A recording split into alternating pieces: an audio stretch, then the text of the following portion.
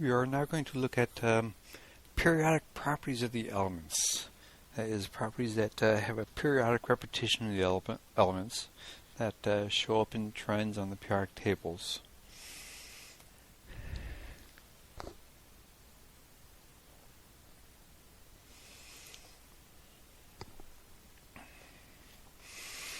So in our atoms, in our elements, the electrons have a property called spin. They are behaving as if they are a spinning electrical charge, electrical object.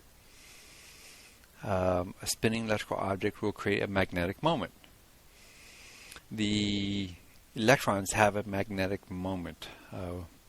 We assign a value of this m sub s of -1/2 or +1/2.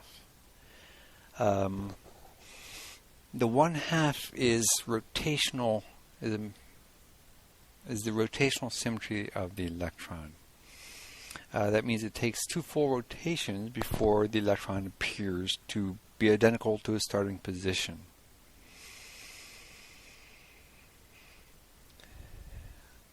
And in terms of rotational symmetry, like an equilateral triangle has a rotational symmetry of 3. That means it has 3 identical positions in 1 full rotation.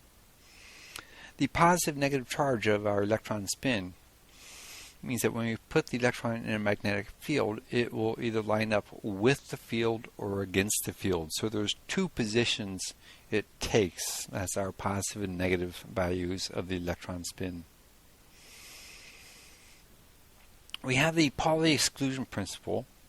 The version that we use is that no 2 electrons, really no 2 particles, no 2 matter particles can have the same set of quantum numbers. So for us, it's no 2 electrons can have the same set of the 4 quantum numbers that we use to identify our electrons.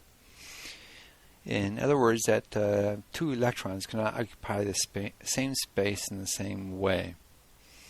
In an orbital can hold 2 electrons. Well, it can, so those 2 electrons are occupying the same space, but they aren't occupying it in the same way in terms of they have opposite spins. So they can't occupy the same space in the same way with the same spin, but they can occupy the same space if they have opposite spins. And this spin pairing of the 2 electrons in an orbital, what this does is it cancels off the magnetic moment of the individual electrons. So the paired electrons have no magnetic moment.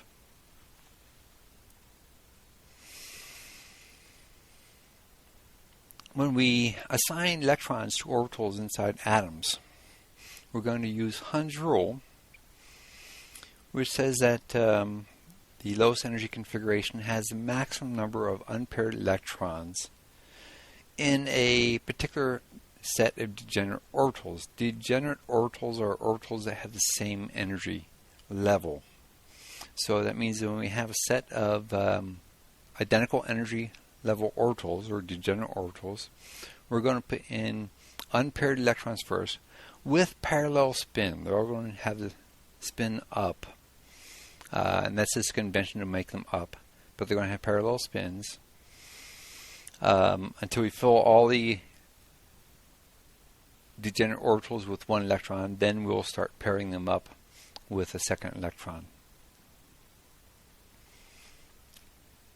Valence electrons are the electrons in the outermost principal quantum level, principal energy level of the atom. So the electrons that have the highest principal quantum number associated with them.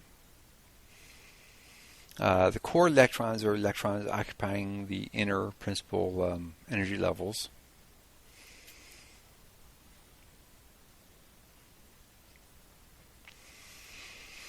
And when we fill an atom, the electron goes into the lowest possible energy level first before it fills higher energy levels. So electrons and everything in this universe want to be at the lowest energy level possible. So we have this ordering that we have that they fill, 1s, 2s, 2p, 3s, 3p, 4s, 3d. We don't have to actually memorize this listing here. All that we have to do is read the periodic table, and then it will give us this listing here. We do have some unusual things that we'll see in the periodic table where we put one electron into the 4f, and then we go back and fill the 5d. Oops, said that wrong.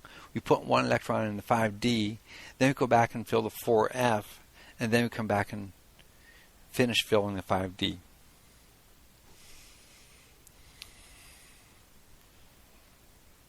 So this electron configuration, we're going to be showing the principal energy level, sub-level with this letter, and as a superscript, how many electrons are showing up in that sub-level. And we list them from the lowest to highest energy in the atom. So examples for hydrogen, we have only one electron. That one electron is going to be in the 1s sublevel. Aluminum has a total of 13 electrons. So in this electron configuration that we're showing, the superscripts will add up to 13. So we just start from the beginning of the periodic table, box 1, and that's going to be the 1s. Box 2 is 1s. We're going to fill up both of them, so that'll give us 2 electrons there. Then we go to 2s with 2 electrons. 2p, that'll be the right side of the second period. There's 6 boxes there. We're going to fill them all up with electrons. Then we come around to period 3. We first hit the S section with 2 electrons, and then the P section, where aluminum is the first box in the P section, so we have 1 electron on 3p.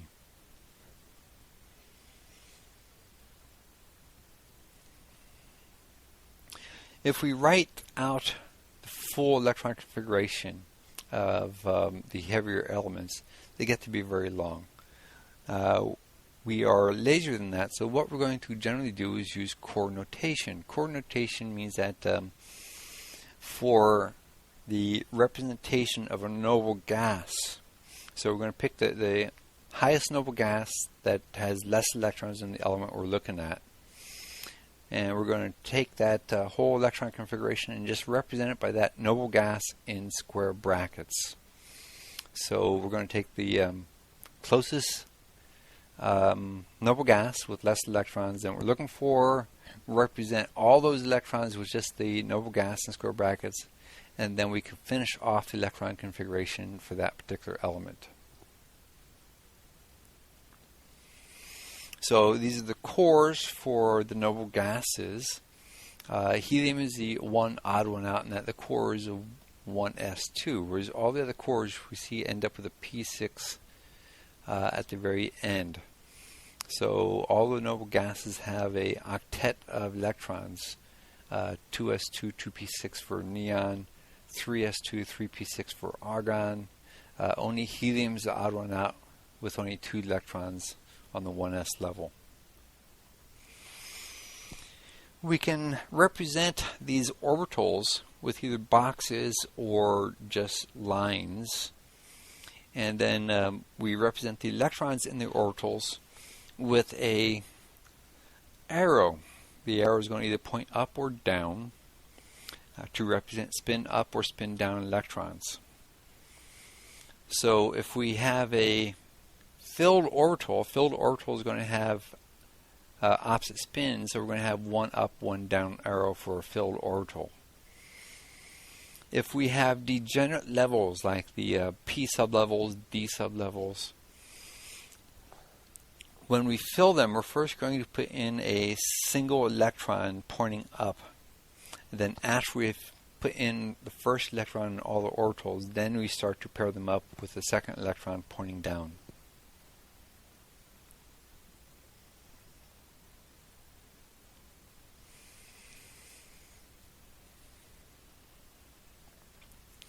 We have a couple areas on the periodic table that we have special names for. Let's see, we're going to have main group or representative elements. Main group or representative elements are going to be the 2 columns on the left and 6 columns on the right. So that would be the S and the P sublevels. So these are the representative elements. These are the elements with the largest variation in chemical properties. The middle portion of the periodic table here are the transition elements or transition metals, since they're all metals. The 2 rows that we have hanging down below the main table are the inner transition elements, inner transition metals. These have special names, lanthanides and actinides, to represent the elements that they begin with or follow from.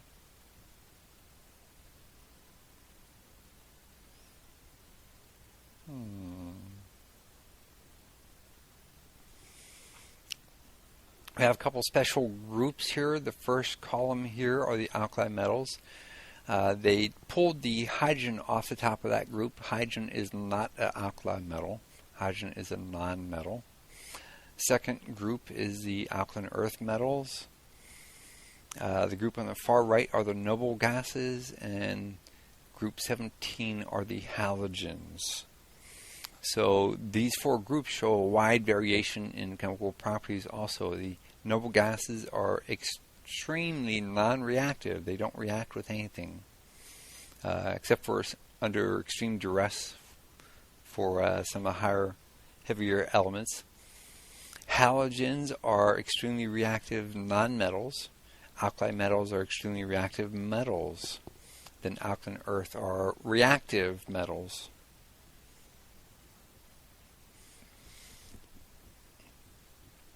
And what we have done is that the groups, the vertical columns, these contain similar elements of similar chemical properties.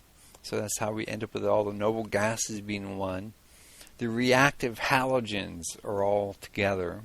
The reactive alkali metals are all together. The semi-reactive alkaline earth metals are all together. So we've put chemicals with the same chemical properties into columns.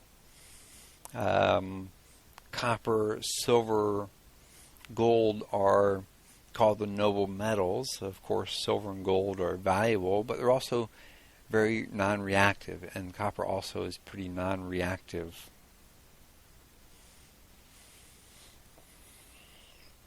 So each group has the same number of valence electrons present in that group.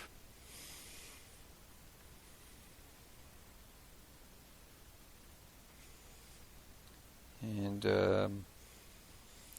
the table down here shows blocks. So this violet colored area is the S block. That means the highest electron, highest energy electron is in an S sublevel. This will also include helium way over here. So this first row always tends to be a little odd, out of character than the rest.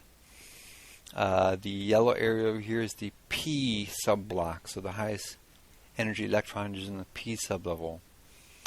The transition metals, the green here, the highest energy electron is in the D sublevel.